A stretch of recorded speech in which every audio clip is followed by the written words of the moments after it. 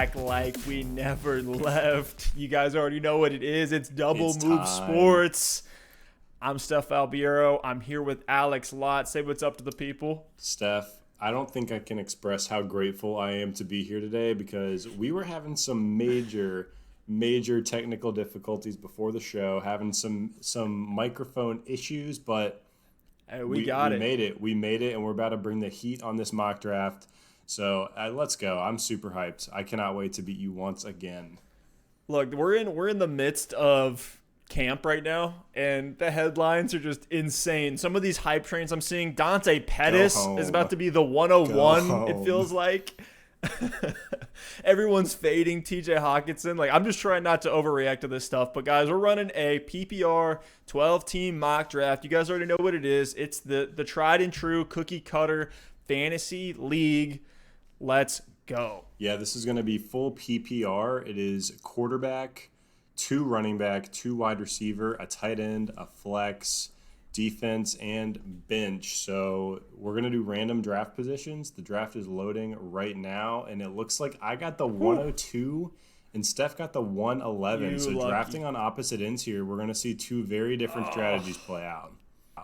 Interesting. I don't like the late picks this year, but we'll have to make do. Beggars can't be choosers. I would much rather have the 102, I'll tell you that. So it looks like McCaffrey did go number 1. I thought, who knows, maybe I'll get lucky here, and this will be like the one time out of the 1,000 simulations that Barkley went 1 overall, but it was not. So I'm going to just lock it in. Saquon, he's the clear 102 for me this year. It's McCaffrey, it's Saquon, and then decisions start getting made at the 103. So I'm just going to go ahead and lock in my stud RB1, and I am feeling great about how this thing is going so far. Nice. Yeah, it's got to feel great. We'll see who falls to me here. It looks like Miles Sanders might still be there. Let me see who's on the board. After you took Saquon, it was Zeke, Michael Thomas, Kamara, Dalvin Cook, Derrick Henry, Clyde Edwards-Helaire at the 108. How do you feel about that?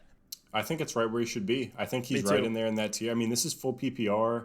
He's behind Derrick Henry. I might even take him in front of Derrick Henry in full PPR. It's funny. It's Henry, CEH, Jacobs, Eckler. So it's like a pass catcher sandwiched in between 2 guys that don't really catch passes, and then Eckler, who catches passes there at the 110. And if I'm in this range, especially with CEH, he's going to get work on the ground. He's going to be involved through the air. I think he's right where he should be. Miles Sanders, it's like the rubber has met the road on Miles Sanders. I'm all in. I really am. Peterson's officially come out and said he's the guy. He said, Miles, get ready for a big workload. And so with that said, I am going to pull the trigger on Miles Sanders. Not considering Adams here? No, I'm not. With the RB scarcity, we've talked time and time again, that value over, the other opportunities that are there is just so much higher for running back. The value over a streamer with running back is also larger. Only 1 receiver's off the board here. Imagine if all 10 picks in front of you would have been running backs. Would you consider Michael Thomas at the 101? I honestly probably would. I'd have to see which of those running backs is there. But I was fortunate enough. I'm going to pull the trigger on Sanders here. Drake was there as well, so I would have been okay with him there. We've talked about him a lot. Same with Joe Mixon. So we would have seen. After I took Sanders, it was Aaron Jones and Adams. So I was kind of hoping Adams would fall to me at the 202, but now that means I can go running back. You're getting 2 stud running backs. I'm jealous. Yeah, now this gets really interesting. I'm curious to hear your thoughts. You're not getting any of them, so you can be candid here. You don't have to hide any of your picks. Would you go Kenyon Drake or Joe Mixon? I'm kind of rising on Mixon, but I love Drake.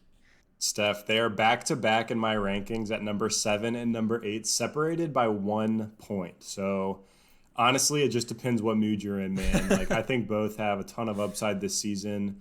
Both are going to be involved in the passing game as well. It's narrative street all over the place right now, but Drake did come out and say that the Cardinals are planning on using him a little bit more in the passing game. I don't know if that's going to influence your decision here, but you can't really go wrong. Burrow should elevate that Bengals offense. I think Mixon is going to be awesome as well. If it were me, just how I'm feeling right now, I think I'd go with Joe Mixon. But there's not really a bad pick you can make here between the 2. Yeah, I'm feeling the same way you are. I am going to pull the trigger on Mixon here, and it's only because here's what the tiebreaker is. Because you love Joe Burrow. Well, that's part of it. That's part of it. But Joe Mixon doesn't have Chase Edmonds right there behind him, and he's on a team where they didn't draft a running back. I believe it was in the 4th round, maybe even a little bit later with Eno Benjamin. So I'm just going to take the more. I think he was a 7th round pick, maybe but still, they drafted somebody. They drafted Eno. Obviously, he's not going to be fantasy relevant, but I'm going to pull the trigger on Joe Mixon here and feel really good with the Sanders-Mixon double RB combo to start off my draft. That feels fantastic. After Joe Mixon, we saw DeAndre Hopkins, Julio Jones, Kenyon Drake at the 205, Tyreek Hill, Nick Chubb, Patty Mahomes at the 208, Chris Godwin, and George Kittle.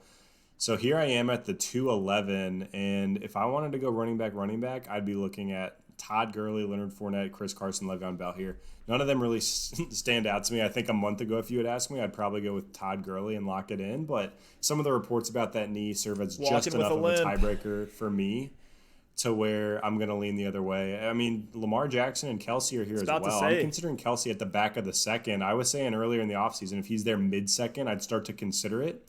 At the back of the second, I think he's a great value, especially when there's receivers on the board I really like. There's 2 picks before me, and Allen Robinson and Kenny G are both still on the board. I'd love to get either of them. So I'm going to roll the dice here and hope that both A-Rob and Kenny G don't go in between me, and I'm going to take the plunge here and draft the tight end in Travis Kelce. Interesting.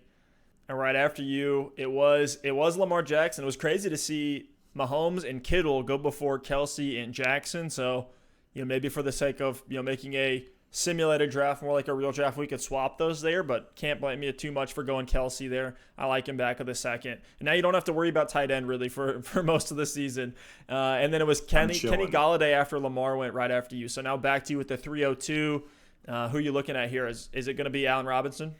Yeah, it's going to be Allen Robinson. We talked about this on the podcast about a week ago or so. If A-Rob is here in the 3rd round, do you feel comfortable taking him as a wide receiver 1? And in that context, we were talking about if we started running back. But here I went running back tight end, and I still feel super comfortable with A-Rob as my wide receiver 1. He's going to get volume. He's going to see 140, 150 targets. The quarterback play should be better this season, whether it's a better Trubisky or Nick Foles. If you haven't checked out that clip, be sure to do so. And Allen Robinson here as a wide receiver 1 isn't a sexy pick, but he should have a super safe floor, and he should be a wide receiver 1 come season's end, and I think he's going to do it fairly consistently as well. And one thing I am concerned about is I have a long wait before my next pick, so I'm hoping there's some sort of RB2 left on the board for me when I'm back on the clock. Yeah, that's interesting that you didn't go with a Gurley or a Fournette or a Gordon there. Unfortunately, Fournette was taken, so I don't get to scoop up that value. Look at this receiver run. Stef, after Allen Robinson went Woods, Leonard Fournette, Mike Evans, A.J. Brown, Odell Beckham, Juju, Adam Thielen, DJ Chark. And I know who you're going to pick here. We talked about this on the pod as well. If you have the opportunity to start RB, if the board falls to you, would you do it? We both said yes. We said if you start with a stack like a Sanders and Mixon, would you consider a running back in the 3rd round? And here you are at the 311. Todd Gurley is on the board. You can stomach the pick if he, busters out because you have 2 stud running backs. But if you end up getting the Todd Gurley we all know and love, you could have just won your league in the first 3 rounds of this draft. Yeah, I'm going to go Gurley there, and there's 2 picks until my next one. The team behind me has 1 running back, 1 wide receiver. I'm hoping that they don't just double stack wide receivers, and then I get my pick of DJ Moore or Amari Cooper there. So that feels great. I'm going to lock in Gurley right now. Oh, my gosh. Yeah, your team is looking nice. Yeah, this feels good. And Melvin Gordon went right after me, and then Amari Cooper. So easy decision here. At the early 4th round, I'm getting DJ Moore. We have him in our census rankings. This is making me sick. In our census rankings, we have him as the wide receiver 11. He is wide receiver 11 in my rankings. He's going to be, he's going to eat this year. He's going to be Michael Thomas light, getting plenty of screens, ins, dig routes, just short, easy completions that Teddy Bridgewater can rely upon. And that team, this Panthers team, might be throwing the ball 630 times again with upgrades pretty much all around. So that feels pretty good. Hopefully this, the Joe Brady, Matt Rule tandem can keep it together. So let's go DJ Moore here. So starting triple RB, grabbing DJ Moore as my wide receiver 1. Can't ask for a better draft than this so far. The upside of those running backs is ridiculous. I am a bit jealous of that. That's such an advantage going into the season. I mean, obviously you don't win your league at your draft, but you certainly can lose it. And I think with those 3 running backs and then DJ Moore, regardless of what happens in the rest of your draft, you're at least going to have a chance because you have so many studs. I know you well enough, Stef, to know that you're going to piece together hopefully some flyers here in rounds 5 through 9. And one of my draft strategies this year, I think, is to go safety in rounds 1 through 4, get studs, proven commodities that you know with almost complete confidence aren't going to bust. And if you get 4 solid staples to your lineup, rounds 5 through 10, I'm taking flyers. I'm taking upside shots. I'm swinging for the fences because if you can hit on 2 or 3 of those guys, you're going to end up in the playoffs and making a run at a championship. So here I am with Barkley, Kelsey, and A-Rob, 3 guys that are proven commodities and studs. I can really go any position here. I'd like to go running back. But there's still a couple guys I think could service me as a RB2. And there's one receiver that does stand out to me. It's Tyler Lockett. I think he's going to see volume there in Seattle Another with proven Mr. commodity. Unlimited Russell Wilson. Yeah, another proven commodity. That's kind of backing up what I'm saying here a little bit. And I think there is a running back, whether it be Connor, Johnson, Taylor, even Montgomery at an RB2 isn't ideal. I'd love to have those guys as an RB3. But just knowing that I have 4 proven commodities on the rest of my roster, I think I can take the upside shot there. So I'm going to lock in Lockett, as we like to say here. And, wow, the one that I really wanted was Jonathan Taylor, and, of course, he went off the board. Taylor went at the 412, and then Keenan at the 501. You have a very interesting decision to make between James Conner and David Johnson. I'd probably go David Johnson, but I'm interested to see where you go. This is tough. I have them back-to-back in my rankings at 23 and 24, separated by 0.4 points. But for me, classic. I think this pick, Steph, comes down to what they're going to do when they're on the field. And part of my projection for James Conner has to do with that injury risk. We don't project by game necessarily, but I projected his numbers assuming he's going to miss some time. And I really think that when he's out on the field, he is going to be a top 20 running back when he plays and when he's healthy, even if he's not the 100% workhorse like we've seen in the past. If he's getting 60, 70% of the snaps there, we know he's going to be involved in the receiving game as well. I know what that role looks like for James Conner. So even if he only plays 8 games, if I get James Conner for 8 games and get a top 20 running back, I think for the other 8 games, I can piece together some value at the position later in the draft. Maybe take, if I can get a guy like a Raheem Mostert, or ideally a David Montgomery, someone that's got secure volume, even James White or Tariq Cohen in a PPR that's going to be a plug-and-play guy if I'm in a pinch due to injury or whatever. DeAndre Swift's a little more risky, but I think there's plenty of names there.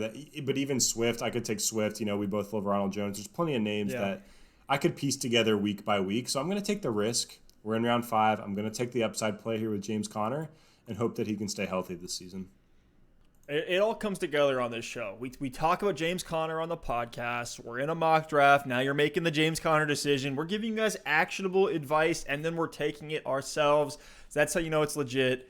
And after you took James Conner, a decent receiver run happened again. Terry McLaurin, Devontae Parker, Cortland Sutton, T.Y. Hilton, Kareem Hunt, Stephon Diggs, and then David Johnson and Devin Singletary at the 5'10 here. So now it's back to me at the 5'11.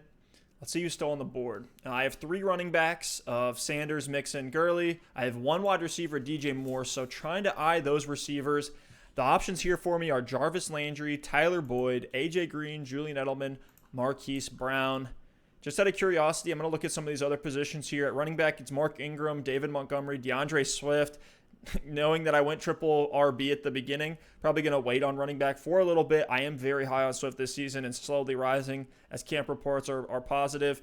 You only believe the camp reports when they affirm your beliefs. So I'm on that hype train with Swift. AJ Green's hamstring, I don't believe it. I'm not believing it till I see it. Man, that's the scary thing, and that's what makes AJ Green really scary. I saw a picture of him on the ground, medical staff all around him. It brings back some bad vibes here. Dak Prescott and Russell Wilson are both on the board at quarterback. At tight end, we're looking at Darren Waller, Evan Ingram, and Tyler Higbee. I'm going to wait on tight end here. Where are we? The 5'11", so I actually don't think a Darren Waller would be an awful pick at this point, but I think I'm going to go Tyler Boyd. just to give me some safety You need a receiver. at wide receiver too, right? And here's the thing: if AJ Green is on the field, Boyd will be fantastic. We've talked about it where AJ Green is this. He's going to pull the number one corners. He's going to open things up for Tyler Boyd underneath across the middle of the field. We've seen Boyd. He's a hyper efficient slot receiver that's going to get peppered with. He's targets. Good with or without Green. Exactly. He's good with or without him, and now he gets Joe Burrow. Exactly. So I'm gonna pull the trigger on Boyd here. I'm seeing some hype Double build dinkle though in Cincy. So hey, it's all good. I'm not Joe worried Mixon about Mixon. And Tyler Boyd. I'm not worried about Mixon. In. And after I took Boyd, so it looks like after Boyd, Brandon Cooks. Go ahead, Brandon Cooks, Darren Waller. And I called out that Waller value. I knew he was gonna go. I was kind of hoping he would fall to me at the 602. Let's see who else is still here. I could grab AJ Green as well if I wanted to. Dak is very appealing. What pick are we at here? We're at the 6th round. At that point, I mean, he's starting to become a value. That's more realistic with where I think he should be going. We've seen him go in the 4th and 5th a lot. But 6th, I think he'll probably go before he falls to me. But we'll see. I think I'm going to make a little bit of a controversial pick here. I don't love this wide receiver tier that we're looking at. If I want safety, I'll go Jarvis Landry, but I feel like I just got safety with Boyd. Marquis Brown, I like that as an upside shot to give me some firepower at wide receiver. DeAndre Swift was the controversial pick I was considering. I've just been hyping him up, but seeing that Hollywood Brown is there, I've been all over Brown this season. I think he has tremendous upside to explode in this Ravens offense, and he was really good last year. And, granted, he was hurt. He had a nail in his foot all season. He was a rookie getting eased into the offense. I think there's only room for him to go up. He scored on 10% of his targets. I've talked about that time and time again. Incredible efficiency there. If that efficiency can remain, if he can continue to score, this Ravens offense is great, then I feel great with Brown in that situation. If the Ravens struggle at all, they're in more competitive game scripts. Lamar Jackson has to stay out there to the end of the game, actually play the fourth quarter, then even more value for Marquise Brown. People don't realize how much Brown was just getting these really, really easy underneath completions all season long. Everyone thinks of him as a field stretcher, but he was used in a lot of different ways. I think the draft pick of Devin Duvernay, is what they want, is more of a go up and get it 50-50 contested catch type of guy. So I'm going to take Hollywood Brown here. Just give me some firepower at wide receiver, knowing that I have two really safe options in Moore and Boyd. I love that. And at the time of this recording, Des Bryant is in Baltimore. That could also be their contested catch guy. Whether they decide to sign him or not, I don't think that impacts Hollywood's role all too much. So I love that pick as your wide receiver 3 with some upside. And after Hollywood, we saw Deshaun Watson, Jarvis Landry, Deontay Johnson creeping up into the 6th round. That's pretty early for Deontay over Johnson. AJ Green. And Dak Prescott, Tyler Higbee, Tariq Cohen, Russell Wilson, and AJ Green almost got back to me. I probably would have taken him there at the back of the 6th. And here we are. Back of the 6th round. There's two guys I really want here. I want to get David Montgomery and Julian Edelman, but there's these, team 1 sniped me last time, so we'll see what happens. I feel a little bit more worried about James Conner. I actually can't believe David Montgomery got back to me, and I need that volume play with the volatility we could see from Conner with his injuries. I think locking in another running back that's going to see secure volume in David Montgomery is a really good move here. So I think there's other receivers that I like a little bit later that I could still take as a wide receiver 3. But I'm going to go ahead, lock in David Montgomery, nice, and hope that Julian Edelman doesn't come off the board. Oh, man. There he goes. Got sniped, but team 1. And guess who my other pick would have been at wide receiver, Stef? Had to be Marvin Jones, who is reportedly 100% now. I wasn't even worried about the health situation at all, but we got the report. He is 100%, so get ready for Marvin Jones. Literally was the wide receiver 11 last year for the first 8 weeks, so I love that pick there. Back of the 6th, 7th round. He's that upside league winner at wide receiver that I think both you and I are very high on this season. So now are you looking at, like a Michael Gallup here at your wide receiver 3? Maybe a Will Fuller? Is he going to do it? Not Will Fuller. I still can't do Will Fuller because there's two guys here that I like a lot more than Fuller. I'm going to take a receiver. It's a tough call because I really wanted Edelman. I've talked about him as being a very stable wide receiver 3, someone you can trust, someone you can rely on. But I think Jamison Crowder is right there. Today I actually bumped Jamison Crowder up in my rankings significantly. Denzel Mims has missed some time in camp. and Jamison Crowder's really the only proven commodity there. Think about this weird shortened offseason. Mims comes in as a second-round rookie. It might take him some time to get ramped up. Brashad Perriman's coming in as a free agent. We don't know what the rapport is going to be like between he and Sam Darnold. And then also just, I think Jamison Crowder's the best wide receiver on this football team. He could push 140 targets this year. I really think he could push 35, 140 targets, because we've seen games from him in the past when he's had like 12, 13, 14 receptions. So it's a tough call here because I love Crowder for the floor play, but I also think Michael Gallup has a ton of ups. I love this Cowboys receiving core. I've talked about it a ton. Cooper, Gallup, CeeDee Lamb. I want to come out of the draft with at least one of those guys because I think they're all going to return on value. Gallup can get it done down the field. He can get it done after the catch. And Mike McCarthy came out and said Michael Gallup is a wide receiver 1. So go with the upside here because I already have a safe play in Allen Robinson, and I'm going to take the upside of Michael Gallup as my wide receiver 3. You threw me for a loop there. I thought you were for sure going Crowder.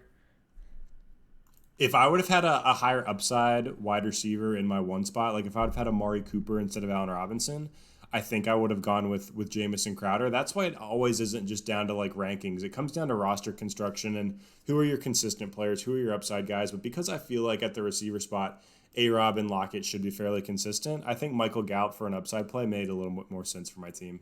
Yeah, Gallup definitely was my pick as well, so I'm glad you went that way. Jamison Crowder actually did make it back to me. Mark Ingram, DeAndre Swift, James White, all still on the board here. Ronald Jones, Cam Akers still on the board here. A lot of good running backs that I'm okay with here in the 7th, 8th round. I might scoop one up at the 802 spot. I got 3 running backs, 3 wide receivers. You could go anywhere here. I could. Jamison Crowder is there. We just talked about him, but the DJ Moore Tyler Boyd combo is a lot of safety built in. So yeah, you don't need Crowder. Yeah, I don't need him. Let's see who else is here. At tight end, we have Evan Ingram, Hunter Henry, Hayden Hurst, Austin Hooper, Mike Gesicki. At quarterback, we get Carson Wentz, Drew Brees, Matt Stafford. So I'm okay to wait on quarterback a little bit longer. How would you feel about Evan Ingram at this point in the draft? Back of the 7th, is that a reach? No, I think for me, I'm kind of out on Evan Ingram this year, but he consistently is falling to the 7th and 8th round. And for a guy who was going in round 4 or 5 last year and proved he was like the number 1 tight end through 5 weeks last season before he got hurt. And I know there's been some turnover with Daniel Jones at the quarterback spot and things like that. But I think Evan Ingram, as explosive of a player he is at the tight end position and with the volume he could still be getting in that offense, 6-7 targets a game, I think at the back of the 7th round, he's a tremendous value. Steph, I also noticed at the running back spot, we've had so many debates about Mark Ingram this season. I had the hot take early on that he was not a top 30 running back. And right now, there's, 20, he'd be running back 28 off the board. Is he not a screaming value for you? The fact that I went triple RB here, yeah, I feel safe and stable in my running back core with Miles Sanders, Joe Mixon, and Todd Gurley. Granted, Todd Gurley does have some baked-in health concerns here. Here's what I'm actually going to do. I'll see if Ingram falls to me. I'm actually going to grab Swift as a hedge against Todd Gurley. I think Swift is so good. There's no way Kerryon Johnson can hold him off. Kerryon already walking around with a brace in camp for what it's worth. I don't know if that's just a normal thing for him, or if that's something where he's dealing with something that's going on right now. I'm being straight up. I really don't know. It might be normal for him. It's not normal for everybody else. And I mean, Ronald Jones right there is pretty appealing, but I love Swift so much. I think he's going to be this year's Miles Sanders, where through the last 8 weeks, he's going to be incredible once he beats out Kerryon for that starting job. And Kerryon said it himself after they took Swift in the draft. Like, Kerryon doesn't see himself as the one on this depth chart. He's like, I'm happy to share the load with DeAndre Swift. It's like, whoa, with that mentality, you're definitely getting beating out when you have DeAndre Swift coming in here. It's like, who paid you to say that, Kerryon? Did Patricia make you do that? I'm going to take Swift. We'll see who falls here because I pick again after 2 more picks at this turn. And after I took Swift, it was Drew Brees, Mark Ingram, and now here at the 802, I actually am going to pull the trigger on Evan Ingram. I have never really taken him in any drafts this season. 8th round. It's a good value. Early 8th round at the 802 spot, grabbing Ingram. That's really an upside shot at tight end with some of the volatility here. And I've been preaching grabbing 2 or 3 tight ends late in your draft and just hoping one of them hits. I can actually feel comfortable, at least to start the season. We'll see how long Ingram can hold up because he has dealt with injury off and on. Here's the thing with Ingram. What's up? Here's the thing with Ingram. you have to be okay with looking at your roster at this point in the draft and saying, I am okay to light this pick on fire, and my team will still be okay. And that I'm not necessarily saying that Ingram is lighting your pick on fire. I'm just saying like there's a realistic chance where he gets hurt like he has just about every single season, or he's not, the player of old after the foot injury and things like that, or there's too many mouths to feed in this offense. You just have to be okay with saying, okay, if Ingram is a total bust, will I recover? And I think in the 8th round, you're okay to do that, especially looking at the roster you have. You can still take a deep shot on a Mike Gesicki or a TJ Hawkinson or someone later on and take Ingram here, and then you have a double lottery ticket. So I love it. And, if it works out for you, you could actually have a steal here in the 8th round.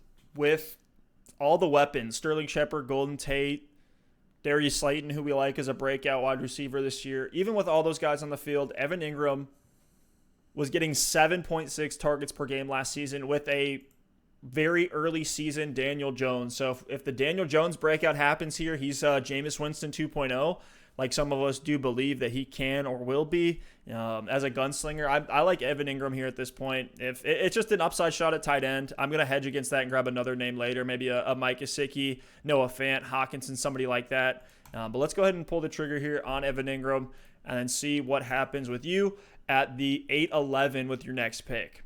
After Ingram, it was James White, Henry Ruggs. Interesting pick on Ruggs there. That's it. That's a league-winning pick that this guy's making. He has Darius Slayton as well. So going for some upside shots at wide receiver.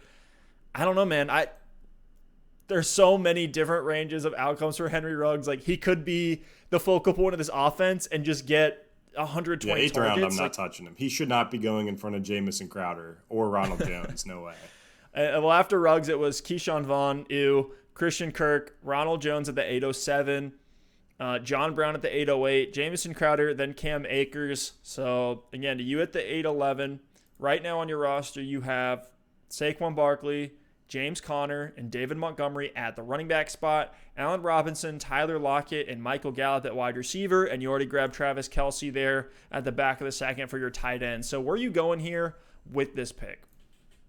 I'm really bummed. I wanted Jones to fall to me as my RB4. As an RB4, that is a home run pick every single time. And now looking at the board with running backs, there's no one that really stands out to me. I mean, Matt Breida, Jordan Howard are floor plays. J.K. Dobbins could be an interesting upside play there in Baltimore, but there's a lot of uncertainty. So I think I'm going to actually go the other way. There's a couple names I like at receiver. Anthony Miller's there, but I have Allen Robinson, so I don't want to double up on Bears, and I have David Montgomery. And then we've talked about how both of us are out on Emmanuel Sanders as well. So two guys really stand out to me, CeeDee Lamb and Golden Tate. I know I already do have Michael Gallup, but I think I'm going to go ahead. Oh, this is tough. I want Lamb, but it just doesn't make sense to take him with Michael Gallup. You know what? I'm going to do a complete pivot here, and I'm going to lock in Hayden Hurst at the tight end position. I know I have Kelce, but I think the role for the tight end in Atlanta is going to be massive, similar to what it was with Austin. I don't think anyone is saying that Austin Hooper is the best tight end in the league, and he was the tight end 1 before his injury last season. Put in a tight end that I think is better at pass catching than Austin Hooper in Hayden Hurst. If that role can be anywhere close to what it was last season, Hurst is a huge value here in the back of the 8th round. So I'm going to lock in Hurst. I know I have Kelce, but who knows? Maybe Hurst could have flex appeal for me down the line. And if Hurst does break out like I think he's going to, I could have a massive trade chip in my league at the tight end position. So I know I already have Kelce, and this could be, a risky pick here, a controversial pick. But I have 3 running backs, 3 wide receivers. I'm feeling very solid at both positions. And I'm going to lock in what I believe is a value in Hayden Hurst. I really believe in the breakout for him this year. Hey, shoot or shoot. You definitely put up your shot there. I'm not huge on that pick, but I see where your mindset is going with this. And after Hurst, it was Kerryon and Gronk. So now 902 here. Are you looking for a 4th running back at the 902? Again, you only have Saquon, Connor, and Montgomery. I'd feel a little bit shaky there. Is that where you're going with this next one? Seeing, Matt Breida, J.K. Dobbins, Tevin Coleman? If I didn't have Gallup, I think I would have locked in CeeDee Lamb with my last pick. But because of that, I'm kind of going to steer away from the receiver spot. I'm going to lock in another running back, someone who I think is going to get volume. I'm just going to go with Jordan Howard. He should see a ton of carries in Miami. He's been effective every time he's been a starting running back in the league. No, I don't think he has RB1 upside this season, but he should have RB2 appeal. And knowing I have James Conner, I know I did draft David Montgomery for more of a volume play, but just Conner is very sketchy, and when he doesn't play, I'm going to want some options. So I'm going to go ahead and lock in Jordan Howard just to give me some more depth at the position. Interesting fade on Dobbins there. I thought you might have brought him up. Are you calling – and you're down on Ingram, so what is that an indictment of? Are you just worried about the rookie buildup this season?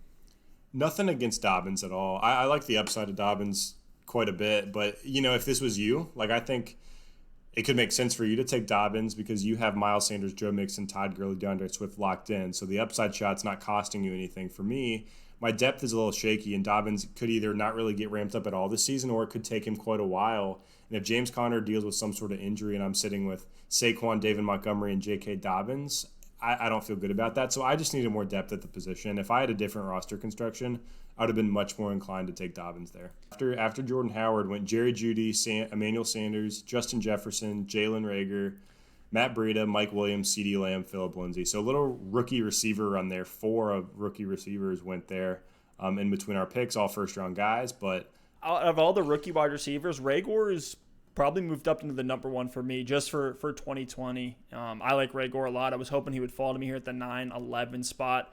He has insane upside, dude. He's so good.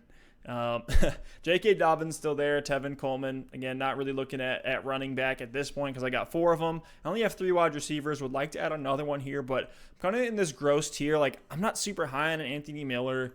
I'm not super high on Golden Tate. I'm skeptical on Preston Williams coming off the ACL tear last season. Usually takes about a year and a half, maybe a year at best to fully recover from an ACL tear. So I don't know. I'm kind of discounting him this season. N'Keal Harry is an interesting name here. But look, I'm going to go ahead and actually lock up my guy. Some of you guys may call this a reach, but I feel good enough to take later shots at all of these different running back, wide receiver, tight end spots. And I'm going to take the upside shot early on Cam Newton, and I'm going to secure that massive upside at my QB position. Whoa. Newton, dude, you could wait. You could wait 4 I don't rounds. care. I don't care about the ADP. I don't care about the rankings. I don't care about Fantasy Pros, experts. All I care about is getting Cam Newton as my quarterback here in the, what is this, back of the 9th round. I know I could probably wait, but I'd rather just have this. Dude, you could just snag Dobbins and take Newton. Oh, man. I could, but I'm not going to do it, man. I would just want to secure Newton here. And Carson Wentz is there. I do like Wentz this season. Right. I think he will improve. He's going to have better weapons. But, dude, Newton, everything we've ever seen about Newton on a football field is that he's insane. And I think in these rankings he's going like quarterback 16, that's just silly to me. He should be on the fringe of a 1 at least. I put him in that 11, 12, 13 range. So I'm going to grab Newton to me at this pick based on my rankings. I don't know, man. Mason Rudolph is on the board. Stop it. Well, I'm going to grab Newton here. And after I grab Newton, there goes J.K. Dobbins. There goes the 49ers defense. So if I reached on Newton, there's even a bigger reach. And then now it's at the 10:02. Again, looking at wide receiver here just because I need one. Man, I hate this tier of wide receivers. Stef, I got a quick trivia game for you. All right, what's up? You ready for this? Who averaged more points per game last season? Golden Tate or Terry McLaurin in full PPR? I feel like you're only asking me this because it's Golden Tate, and that's awful. It's Golden Tate. Golden Tate or Odell Beckham Jr. Stop. This hurts me. Don't say this. I'm a Browns fan, man. You can't do that. That one's Golden Tate. Oh my. So, dude, Golden Tate played 11 games last year, averaged 13.8 fantasy points per game. That was a higher per game average in PPR than Terry McLaurin, A.J. Brown, Odell Beckham, Deebo Samuel, T.Y. Hilton, Jamison Crowder. Yes, DK Metcalf, Adam Thielen.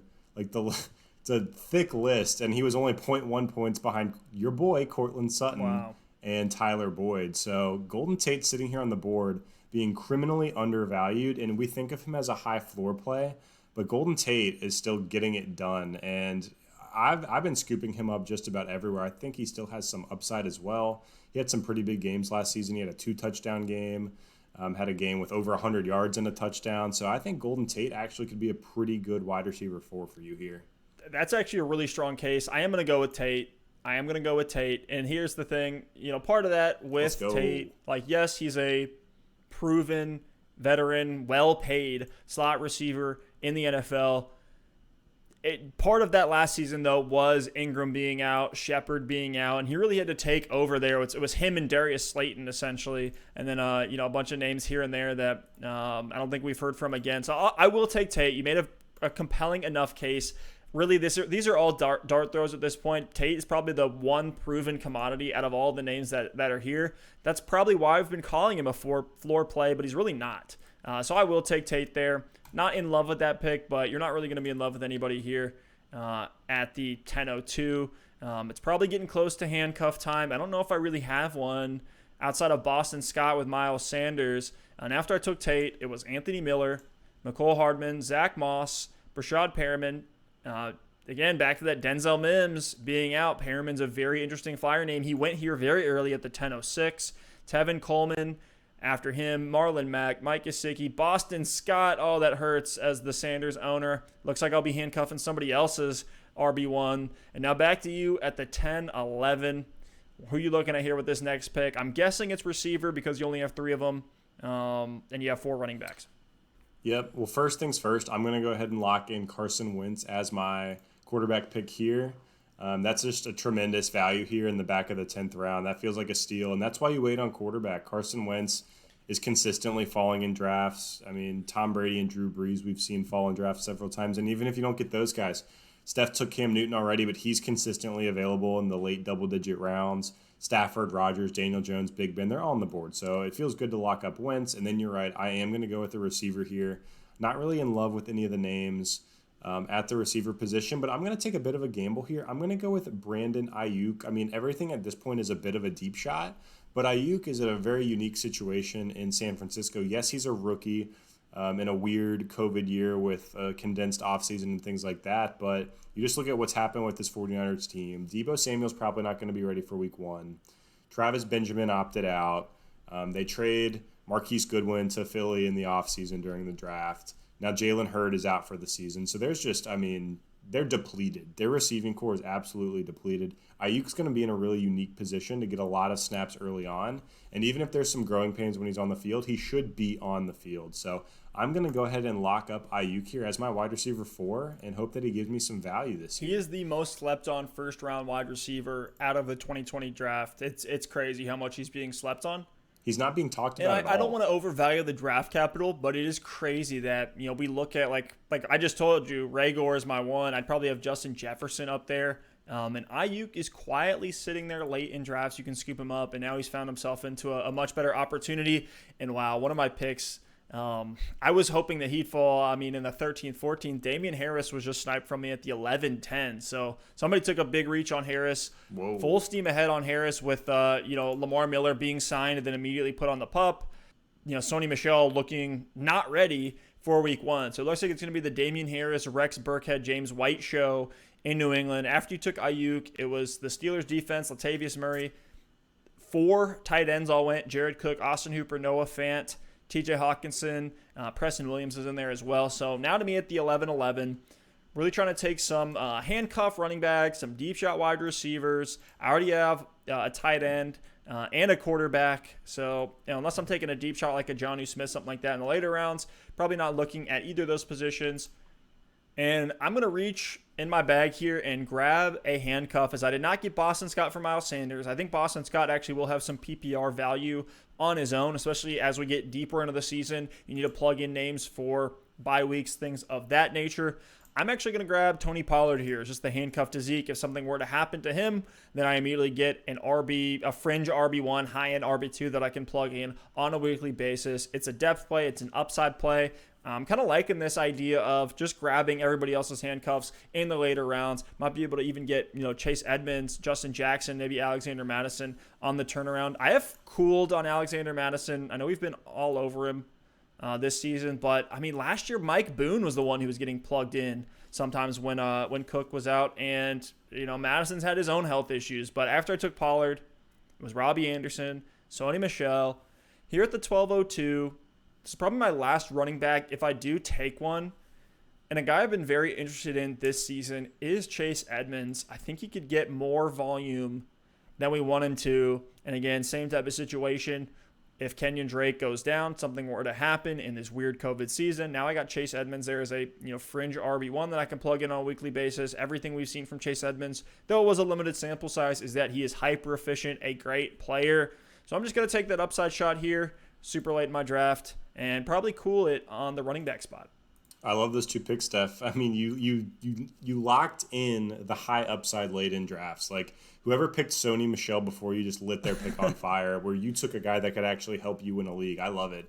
And after Edmonds went Alshon Jeffrey, Darrell Henderson, Duke Johnson, Alexander Madison, Nyheim Hines, Adrian Peterson, Justin Jackson, and A.J. Dillon.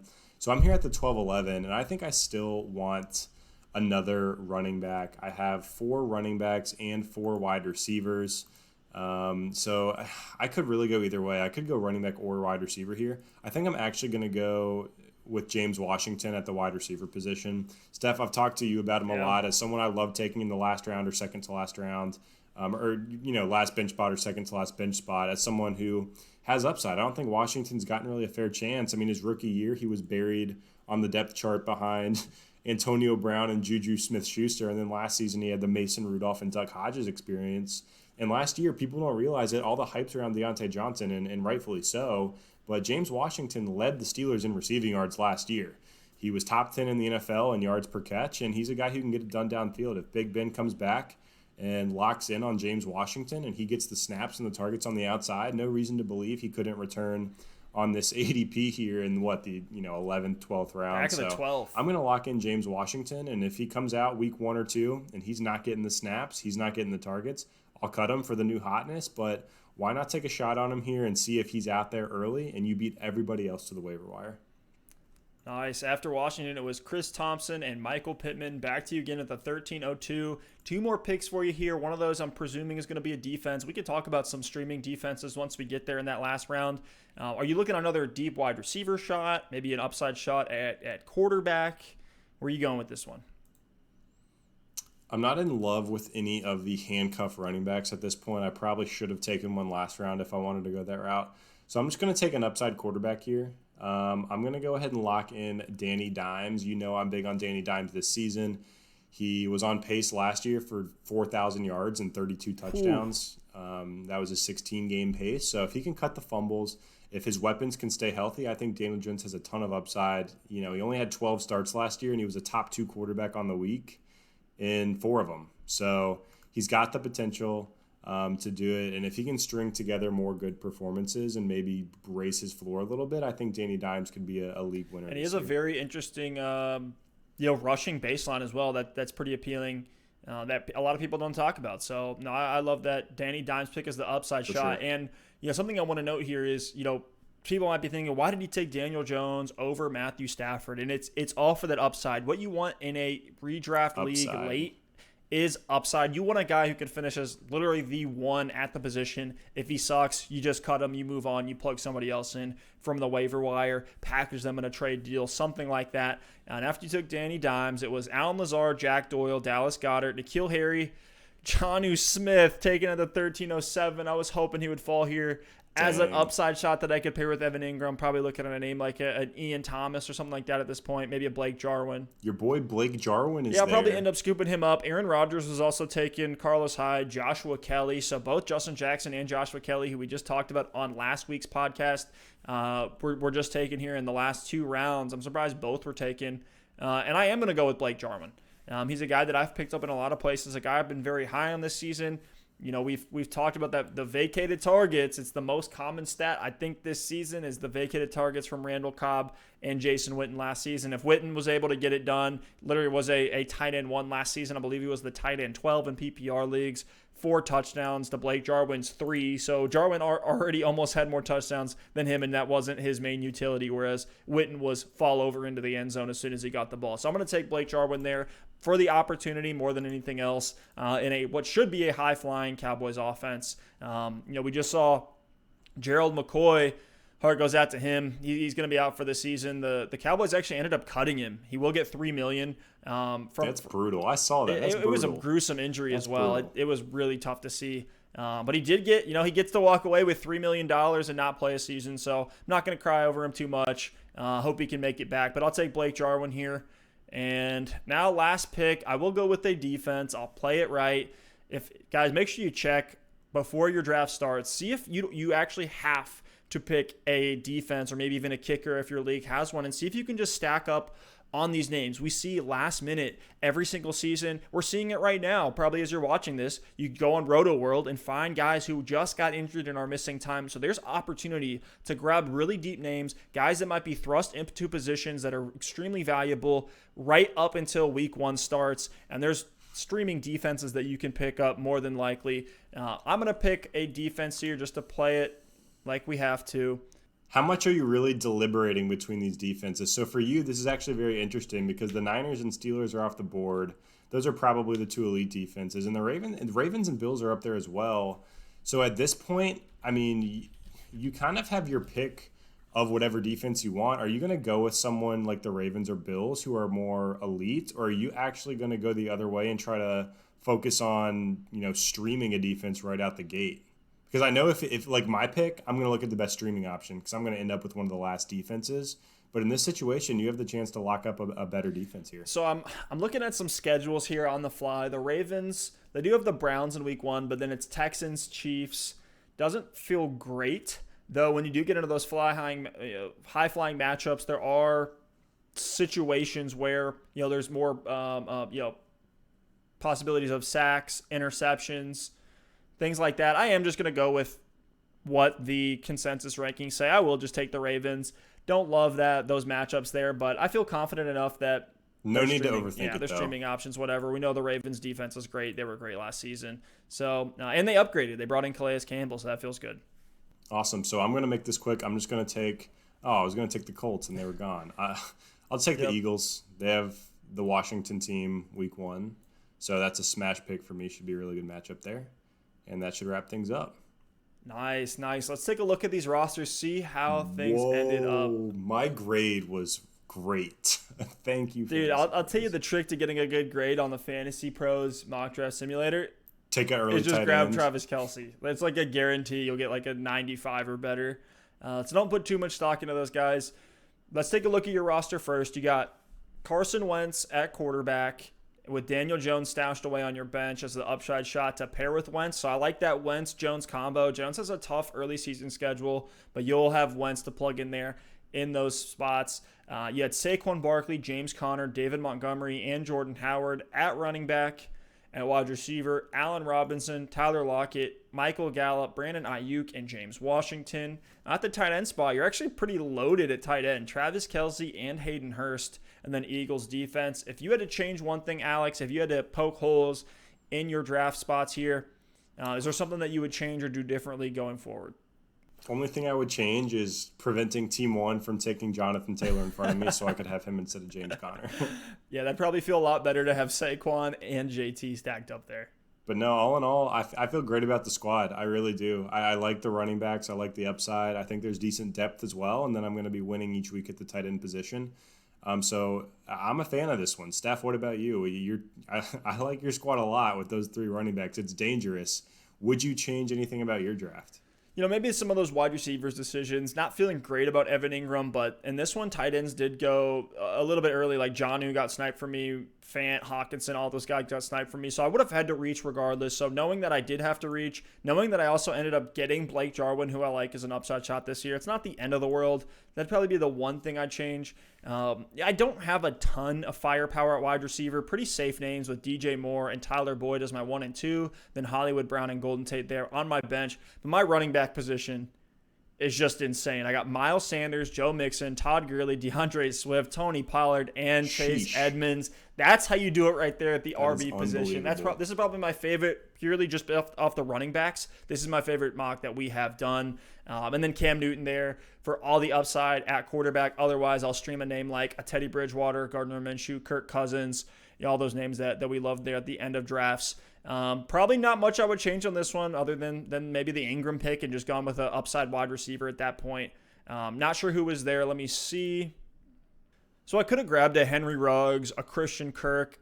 I'm not too high on Kirk this season. He probably would be the smart choice to make. There's the upside shot, or Henry Ruggs. So that might have been the only thing that I would change. Grab a tight end later. I know I reached on Newton, but to me that was not a reach. So I don't care about you fantasy pros, experts. I'm going with my team, and I feel really good about this roster, man. What a mock. That was a fun one. That was great. Glad the mic held out for us, Steph. We made it. We made it. Well, guys, thank you all so much for listening and watching. If you like the show, please give us a sub on YouTube. Making a massive push right now, trying to hit 1,000 before the season starts. I'm so hyped, man. We're so close to football. Hard Knocks is coming out. Anything else to drop here before we sign off?